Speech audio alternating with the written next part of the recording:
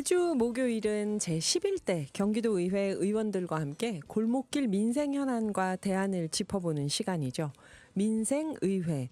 오늘은 경기도의회 고준호 의원님 모셨습니다. 안녕하세요. 네, 안녕하세요. 네. 경기도 파주시를 지역구로 두고 있는 경기도의원 고준호 의원입니다. 네, 의원님 바쁘신 일정 중에도 이렇게 자리 함께 해주셔서 감사드리고요. 청취자분들께 이 소개를 좀 해주신다면요. 우선 라디오 청취자 여러분, 이렇게 목소리로 인사드릴 수 있게 돼서 무척 반갑고 감사드립니다.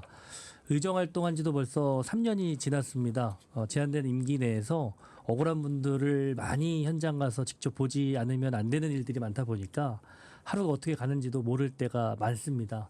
그만큼 바쁘게 또 진심으로 의정 활동에 임하고 있습니다. 네, 의원님 목소리로만 인사드리는 게 아니라 저희가 보이는 라디오여서 아마 그래요? 네, 네네, 유튜브 알겠습니다. 실시간으로 보고 계신 분들이 있을 겁니다. 알겠습니다. 네네. 올 여름이 비가 많이 올 거다 이런 예보가 있는데 파주가 수해 피해가 몇 번 있었잖아요, 그렇죠? 수해 예방에 대해서 관심이 많으시다고요. 네, 지난주부터 장마가 시작이 됐어요.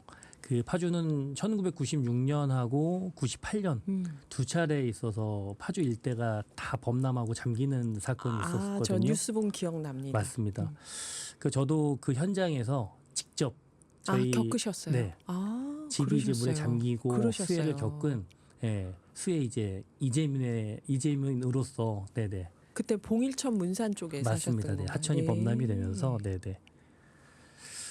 그러면 정말 각별한 관심이 있으시겠어요. 이 수해 예방 대책. 그때 당시 수해를 겪을 때가 중학교 때였었고요. 그때 이루 말할 수 없었죠. 그때 어떤 고통이 있었기 때문에 이제 의원이 된 상황 속에서 그러니까 장마가 온다라고 하면 네. 남일 같지 않고 그 피해를 제가 너무나도 잘 알기 때문에 경기도민 더 작은 단위에서는 파주 시민들이 이런 피해를 좀 겪지 않게끔 하려고 어느 누구보다도 그 수해 예상 지역이라든지 이런 분들 꼼꼼히 좀 살펴보고 있습니다. 네, 이번에 물 막히는 곳이 없도록 빗물바지나 이런 데 모두 지자체에서 적극적으로 청소한다고 하던데 그런 건 진즉부터 늘 챙기셨겠어요, 의원님.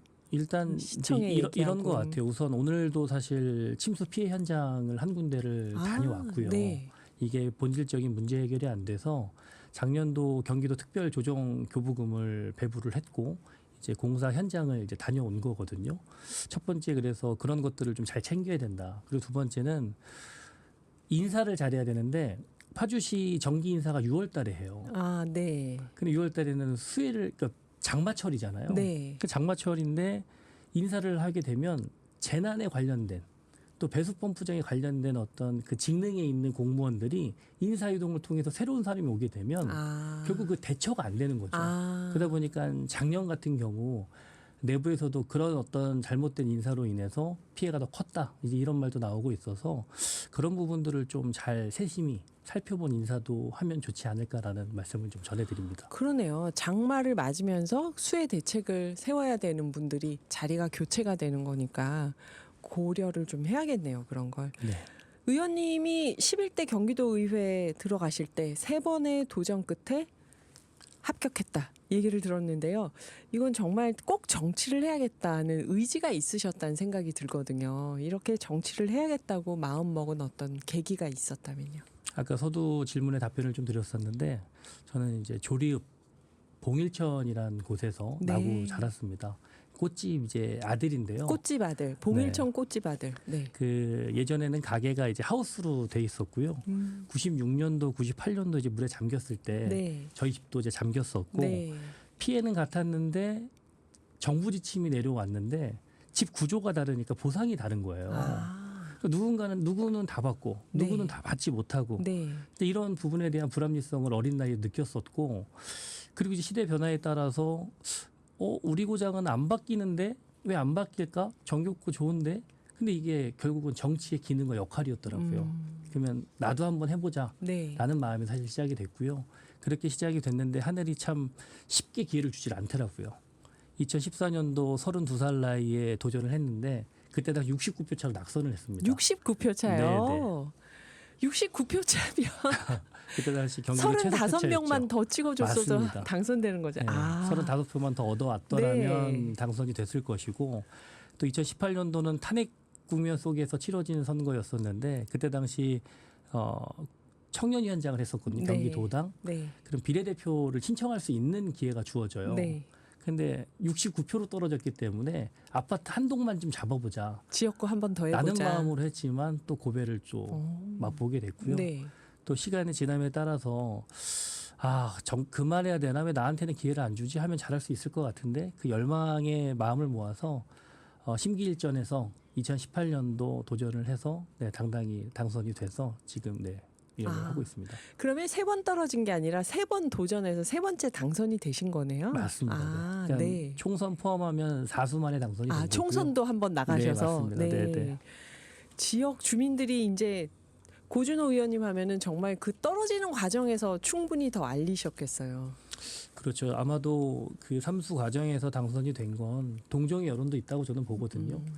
동정의 여론이 있었지만 당선이 되고 나서는 정책의 성과라고 저는 생각을 하는 거예요. 그래서 정책 성과를 내기 위해서 남들보다 경기도의회 타이틀이 최연소 최낙선자인 거죠. 네, 그런 타이틀을 가지고 어느 누구보다도 열심히 의정활동을 해서 3년 차를 지금 맞이하고 있습니다. 네.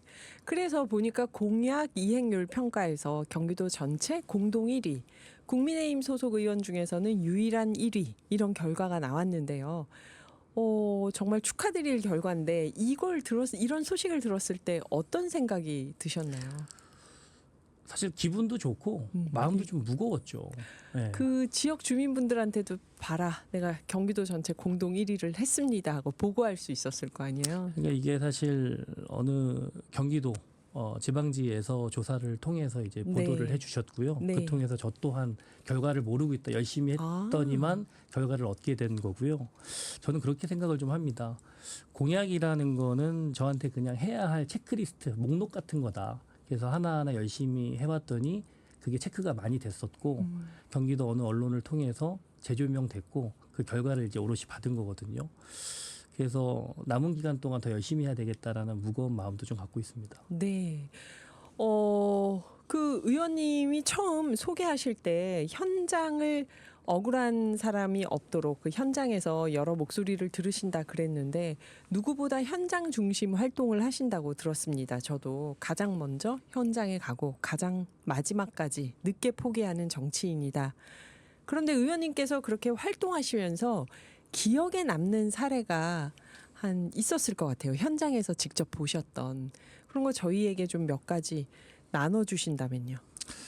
방금 말씀 주신 것처럼 가장 먼저 가고 가장 늦게 포기하는 정치인이다라는 말은 뭐냐면 주변에 억울한 사람이 너무나도 많은 거예요. 그러니까 행정의 벽에 부딪혀서 그 억울한 일을 해결을 못하는 경우가 굉장히 많거든요. 네. 그럼 누군가는 앞서야 되는데 그거의 어떤 확성, 스피커 역할을 할 수 있는 게 전 정치라고 보고 있는 거고 그게 마땅히 해야 되는 그 역할 속에서 늘 의정활동을 해왔거든요. 그 몇 가지 말씀을 좀 드리면 첫 번째는 그런 겁니다. 그 광탄면에 774번 버스가 있어요. 774번. 네네. 네. 이 774번이 버스가 생기게 된 경우가 광탄면 용미리에 경기시립 그러니까 서울시립 묘지가 있는 거예요. 서울시립 묘지. 네. 그러면 서울에 있는 묘지를 광탄면에 오롯이 피해를 겪고 있으니 그때 당시 서울시에서 서울 가는 버스 노선을 만들어줬던 것 같아요. 네. 그러다 이제 시간이 지나서 이제는 우리가 노선 폐선을 하겠다라고 그냥 결정을 낸 거고요. 서울에서는. 네. 그러면서 경기도 신설 노선을 만들어야 되는 거예요. 네.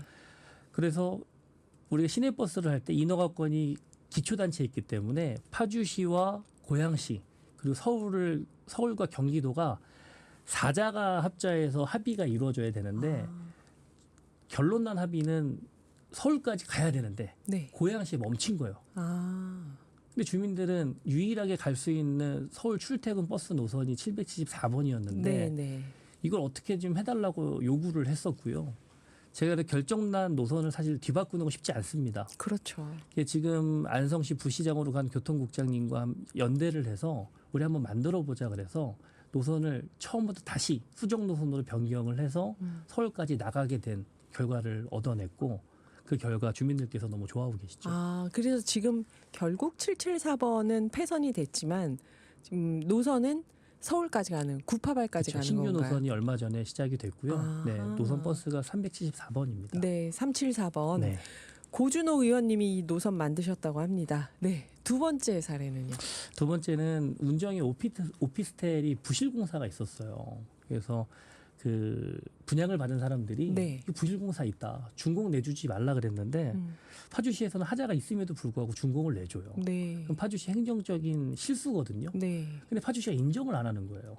그리고 내가 재산권에 대한 분양을 받았는데 부실 오피스텔이면 누가 이거를 들어가겠어요? 진짜 속상하죠. 속상하죠. 이게 진짜 큰 재산이었을 텐데 이게 이분들한테. 똑같은 분양 건설사가 고양시에도 건설했는데 건설했는데. 똑같은 부실 사례가 발생이 됐고요. 네.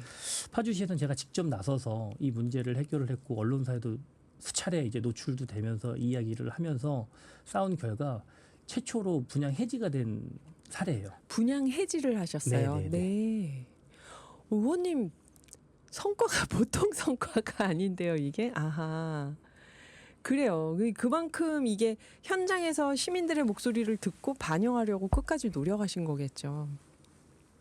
다 이건 안 될 일들이었는데 사실. 맞습니다. 네. 네. 그래서 저 또한 자부심을 갖고 있고 제 대표 슬로건이 민원 해결사에 걸맞게 해결을 하기 위해서 동분서주 열심히 하고 있습니다. 저는 말씀 들으면서 정치인들이 그런 말 많이 하잖아요. 뭐 어디의 딸, 어디의 아들. 그런데 봉일천의 아들 이렇게 파주의 아들 이렇게 선거를 하셔도 되겠다 이런 생각이 들었는데요. 네. 얼마 전에 기부문화 확산 공로까지 또 인정을 받으셔서 보건복지부 장관상을 받으셨다고요. 이게 내용을 보니까 경기도 최초로 기부 키오스크 정책을 도입했다. 이게 무슨 사업이었을까요? 일단 뭐 상을 받은 건 너무 감사한 일인 거고 네. 상을 받기 위한 사업은 아니었었던 거예요. 네. 중요한 건 매번 반복되는 행정의 충돌이 좀 있어요. 그게 뭐냐면 경기사회복지협의회가 있고 시군사회복지협의회가 있어요.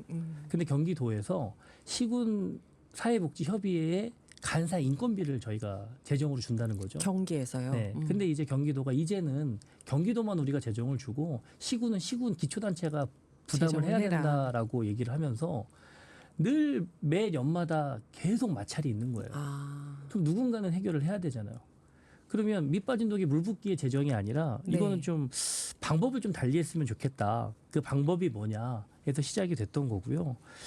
그래서 제가 기부 키오스크를 장비를 줘서 자체적으로 기부 문화 확산을 통해서 기부를 받고 그걸 통해서 사업비를 벌어서 운영을 한 다음에 부족한 부분이 있으면 그 재정은 우리가 줄 수 있을 것 같다라는 차원에서 시작이 됐고 네. 1억의 예산을 담아서 지금 9개 기초단체에 지급이 됐고 지금 왕성한 기부를 좀 하고 있습니다. 아, 이게 기부 키오스크라는 게 그러면 어떻게 움직이고 있는 걸까요? 이게?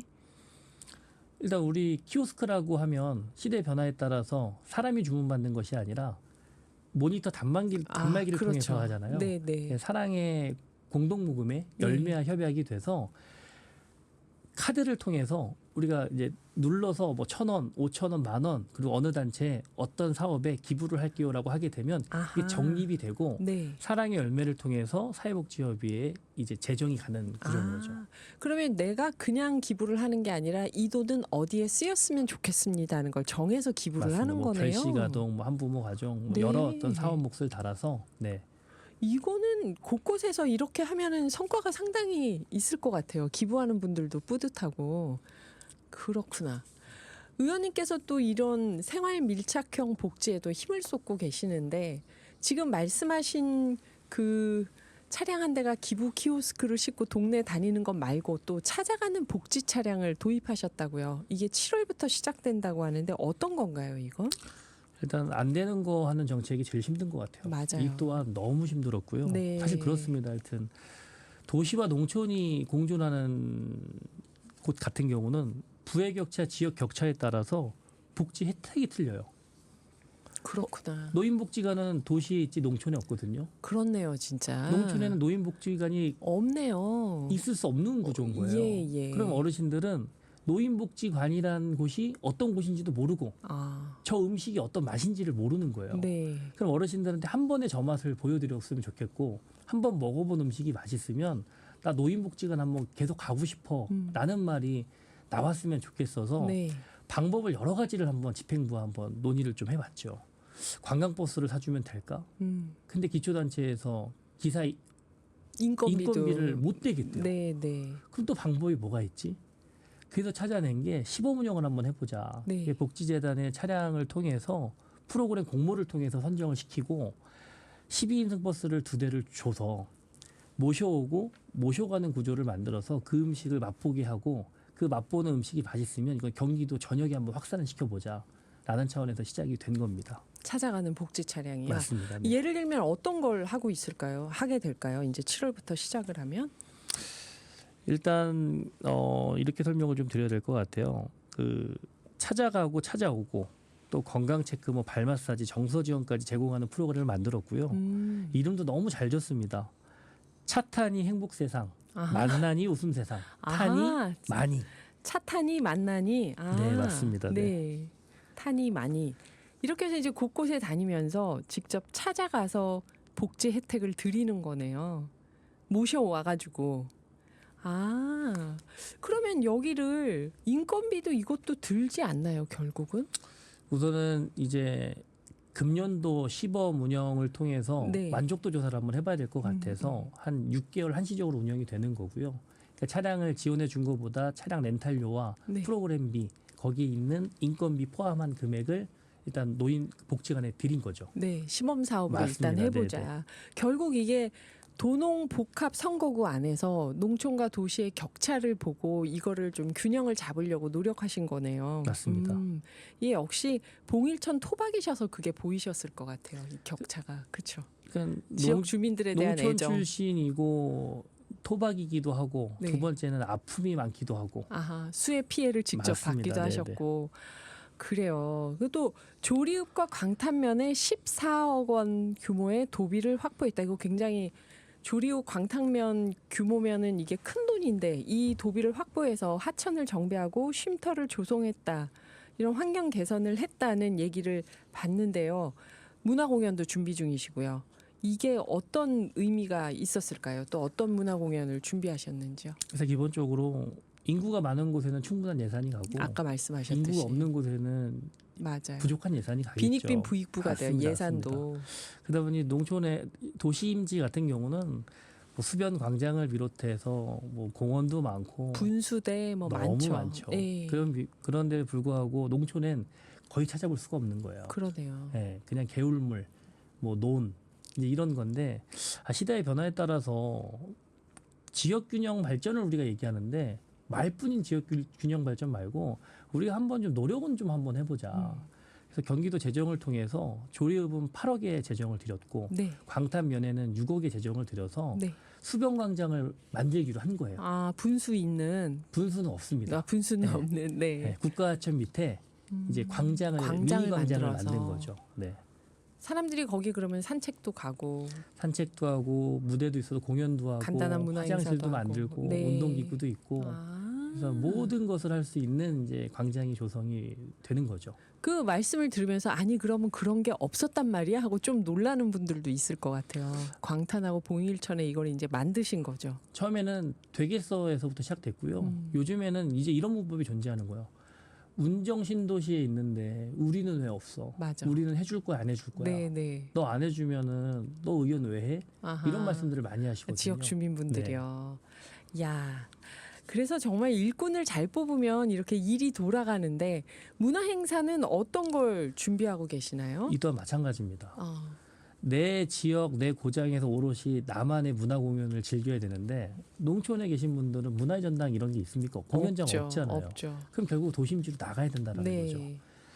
그래서 농촌에서 오롯이 느껴보자 해서 작년에는 뮤지컬 공연을 했었고요. 네. 반응이 너무 좋았었습니다. 그리고 올해는 자라섬 국제 재즈 페스티벌에 무대에 오른 네. 정말 수준 높은 재즈 공연을 이제 7월 11일과 18일 날 선보일 예정이고요. 조리와 광탄에서요. 그래서 농촌에도 사니까 너무 좋다. 오롯이 내 지역에 대한 불만이 아니라 자부심을 좀 갖게 해드리고 싶고 좀 뭔가 좋은 추억을 좀 남겨드리고 싶은 마음에서 두 번째 또 네. 재정을 통해서 공연을 준비했습니다. 문화적 혜택을 골고루 받아야 된다. 네. 그 하반기에 발의할 계획이 있는 조례안 또 발의 준비 중이신 조례안이 있다면 어떤 걸까요? 활동상을 들으니까 진짜 기대가 되는데요. 일단 시대 변화에 따라서 지금 뭐 문제가 있는 게 사실 한두 개가 아닙니다. 얼마 전 뉴스를 통해서 네. 파주에는 담배를 피우지 말라고 선생님이 훈계를 했더니 학생이 소화기 난사를 했어요. 네, 그 기사 봤어요. 그리고 얼마 네. 전에 수원에서는 네. 체육 시간에 중학교 학생이 교사를 방망이로 때리는 일도 있었고요. 그래서 저는 경기도교육청 위기학교 지정 및 통합 지원 조례안을 좀 만들어 볼까 합니다. 모범학교만이 아니라 위기학교를 지정하자. 네. 왜냐하면 충격과 불안을 고스란히 안고 있어야 되는 학부모와 학생, 주변에 교사들도. 계신 네. 주민들을 위해서 네. 이런 것들을 명확하게 알려야 되고 알림으로써 그 위기학교를 어떻게 살릴 것인지 또 위기학교가 정성학교가 되는 그 과정 속에서 우린 다 모니터링이 돼야 되거든요. 네. 그래서 이런 조례를 통해서 모니터링을 통해서 안전학교로 그는 가는 과정을 우리가 다 같이 한번 보자는 거죠. 아니면 그 학교 폐교시켜야 되거든요. 그렇죠. 저는 그걸 겪은 아이들이 다 심리치료를 받아야 되지 않을까 싶어요. 옆에서 봤던 친구들도. 그래서 심지어는 그 학군 배정이 될 예. 인근 주민들은 초 6학년 아직도 네. 많이 남았거든요. 저한테 전화가 오는 거예요. 내년에 우리 아이 거기 학교 안 가게 좀 도와주세요. 이건 말이 안 되는 겁니다. 그래서 네.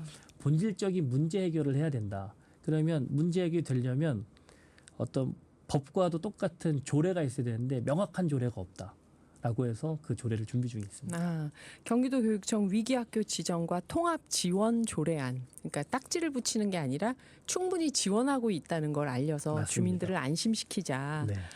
그래요. 오늘 민생과 지역 현안에 대해서 다양한 이야기 들어봤는데요. 의원님 마지막으로 경기도민 파주 시민들께 말씀해 주신다면요. 짧은 시간이었지만 이 자리를 통해서 3년간의 의정 활동을 소상하게 말씀드린 시간이었었던 것 같아요. 저희도 얘기 들으면서 아주 재밌었습니다. 그래서 네. 청취자 분들 중에서 경기도민 더 나아가서 파주 시민들도 뭐 퇴근길에 또 집에서 이 라디오를 들으실 텐데요.